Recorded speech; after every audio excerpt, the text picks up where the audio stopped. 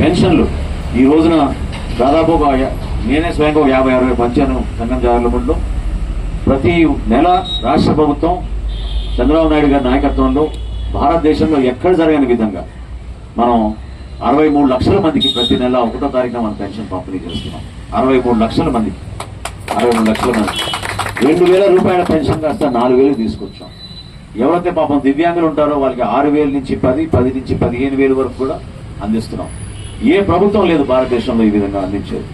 నెలకి 2,700 కోట్ల రూపాయలు మనం వెచ్చించి అందరికీ కూడా ఆ విధంగా ఆదుకోవడానికి సంక్షేమ పరంగా చేస్తున్నాం. అభివృద్ధులు కూడా నేను మాటిస్తున్నాను, తప్పకుండా సైడ్ కాలువల గురించి, రక్షిత మంచినీటి పథకం గురించి, అదేవిధంగా మీకు రోడ్ల విషయంలో కొన్ని అంతర్గత రోడ్లు ఇంకా కొన్ని మిగిలిన్నాయి చిన్నవి, అవి కూడా టేకప్ చేసే విధంగా మండల స్థాయి నుంచి, అదేవిధంగా పంచాయతీ నుంచి 15వ ఆర్థిక సంఘం నుంచి వచ్చే నిధుల్ని మీకోసం ఉపయోగించుకునేటట్టు ఈ ప్రాంతంలో తప్పకుండా సర్పంచ్ గారు చెప్పినట్టు దాన్ని కూడా ఫాలోఅప్ చేద్దాం. మీకు ఇంకేమైనా సమస్యలు ఉన్నా కూడా మీరు అధైర్యపడబాకండి. ఎందుకంటే ఇంత పెద్ద ఆలోచనతో ఆర్థిక ఇబ్బందులు ఉన్నా కూడా గౌరవ ముఖ్యమంత్రి గారు, గౌరవ ఉప ముఖ్యమంత్రి గారు ఎప్పుడు కూడా ప్రజలకి సంక్షేమం చేయాలనే ఉద్దేశంతో మనం ముందుకెళ్తున్నాం. రాష్ట్రంలో ఎప్పుడు గతంలో మనం 5 సంవత్సరాలు చూసిన ఇబ్బందులు ఇంకొకసారి రాకూడదు అనే ఉద్దేశంతో పరిపాలన మీ అందరికీ కూడా మేము తీసుకొస్తున్నాం.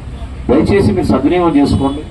అర్హత లేని వాళ్ళు ఒకసారి అర్హత ఉన్న వాళ్ళ పేర్లు ఒకవేళ లేకపోతే మీరు ఇమీడియట్గా అది నమోదు చేయించుకుంటే, కొంతమంది 4 నెలల ముందు 3 నెలల ముందు భర్తలు కోల్పోయారు, అవి రాబోయే రోజుల్లో ఆ పెన్షన్లు కూడా మేము ఫిలప్ చేస్తాం.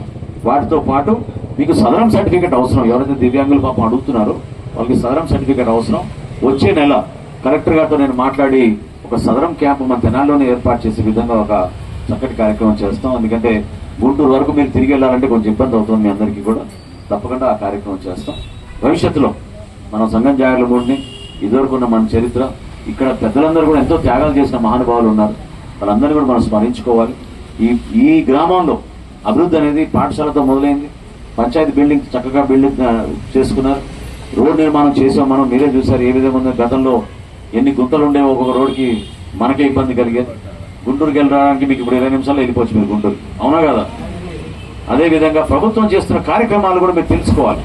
ఎందుకంటే ఈ రోజున రేషన్ ఎవరైతే వృద్ధులు ఉన్నారో, ఎవరైతే దివ్యాంగులు ఉన్నారో వాళ్ళందరికీ ఇంటింటికి అందిస్తున్నామా లేదా? వస్తుందా మీ అందరికీ కూడా? 5 రోజుల ముందే వస్తుంది. 26వ తారీఖు నుంచి మొదలుపెట్టి మీకు అందిస్తున్నాం. అదేవిధంగా మీకు స్మార్ట్ కార్డులు ఇస్తున్నాం. కొంతమందికి ఇచ్చాం ఈ రోజు ఏంటంటే పెన్షన్లు కార్యక్రమం కాబట్టి కొంచెం అధికారులు బిజీగా ఉన్నారు. రేపటి నుంచి మొదలుపెట్టి ఇంటింటికి వచ్చి మీకు ఇస్తారు స్మార్ట్ కార్డులు. మీరు ఎక్కడికి వెళ్ళాల్సింది. నమస్కారం అమ్మా. ఎంతో చరిత్ర కలిగిన మన సంఘం జాగర్లమూడిలో అభివృద్ధి పనుల్లో మనం పూర్తిగా దృష్టి సారించలేకపోయాం.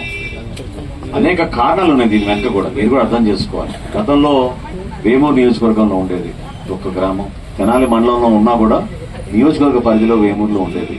ఇప్పుడు వేమూరు నియోజకవర్గం కాస్త బాపట్ల జిల్లాగా మారి ఆ ప్రాంతానికి వెళ్ళిపోయింది. కాబట్టి కొన్ని పరిపాలనా సమస్యలు ఉన్నా కూడా ఈరోజు తెనాలి నియోజకవర్గంలో సంఘం జాగర్లమూడి చేరినప్పటి నుంచి ఎంతో అభిమానంగా మన వాళ్ళంతా కూడా ఎంతో ఆదర్శవంతంగా నిలబడ్డారు.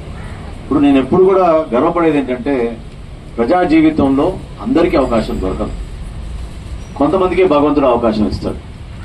ఇచ్చిన అవకాశాన్ని 10 మందికి మనం సేవ చేయాలి, అంకిత భావంతో పనిచేయాలి, ఏదో విధంగా మన ప్రాంతాన్ని మనం అభివృద్ధి చేయాలనే ఆలోచనతో మరి వీళ్ళిద్దరు ఈ దంపతులు అద్భుతమైన ఆలోచనతో రాజకీయాల్లోకి వచ్చి పాపం నిలబడి పోటీ చేసి, అన్నిటికన్నా కష్టాన్ని ఎలక్షన్ ఏంటంటే సర్పంచ్ ఎలక్షన్, అవునా కదా? పోటీ విపరీతంగా పడతారు, సందుకు తేడా ఉంటుంది, ఇంటి పేరుతో ఓట్లు ఒక పక్క వెళ్తూ ఉంటాయి.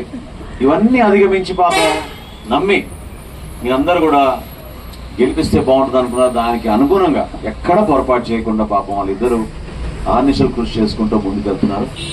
ఇంకా నిధులు సమకూర్చాల్సిన అవసరం ఉంది.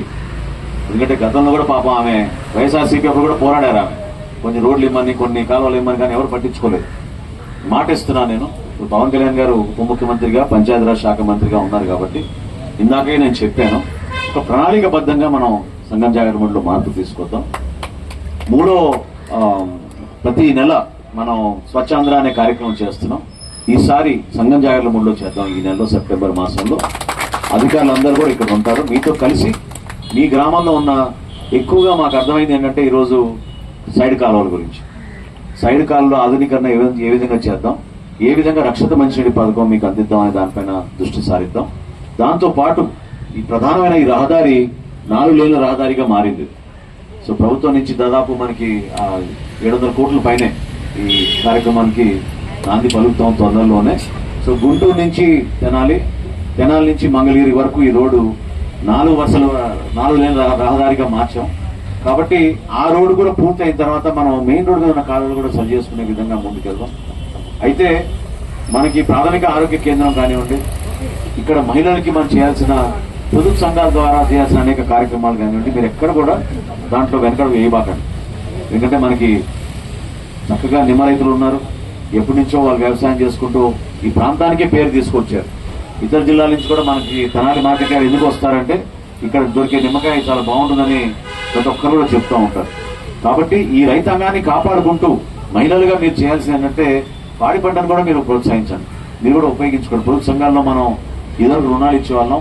ఇప్పుడు కేంద్ర ప్రభుత్వం సహాయంతో ఒక్కొక్క కుటుంబానికి 2,20,000 రూపాయల వరకు మనం ఇవ్వగలుగుతాం.